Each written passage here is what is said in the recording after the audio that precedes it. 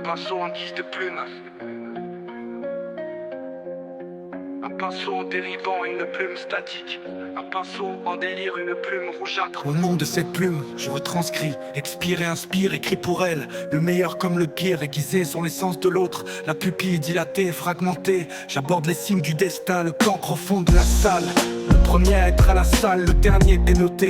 Le premier à l'arrivée, une encre pour stabilité. Une vision de l'autre côté des océans. C'est un résistant, résident par les cieux, par ses voeux.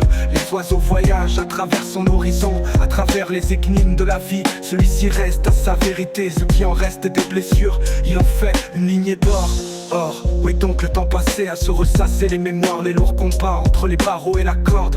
Quel était son avenir, plein d'incertitude, à la force de ses bras, à la force de son âme? Est-ce donc un empire qui souhaite, ou bien seulement vivre, non comme un esthète, mais bien comme un être de l'être, à l'écriture, à la peinture, une toile, un texte lourd sont les sens, aiguisé la lame, émoussés sont ses poings, les bourgeons de la victoire se nomment espoir, car à la dérive, chaque moment présent est une victoire sur la vie.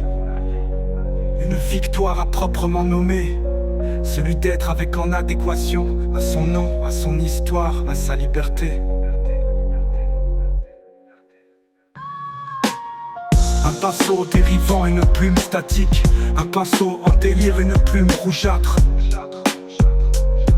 À la linéa, il restera la lecture des mots doux à la colère, du chagrin au bonheur. Cette mascarade qui est sa vie ne peut être qu'un combat entre valeurs et déception, entre paix et guerre. Les victorieux sont ornés de lauriers dorés, les vaincus sont soulagés par leur mort en héros. Héros déçus ou héros vivants, seuls ceux qui osent braver les tempêtes, salissant leurs âmes et leurs mains blanches de bambins, deviennent des gouttes d'or que le pétrole rachète.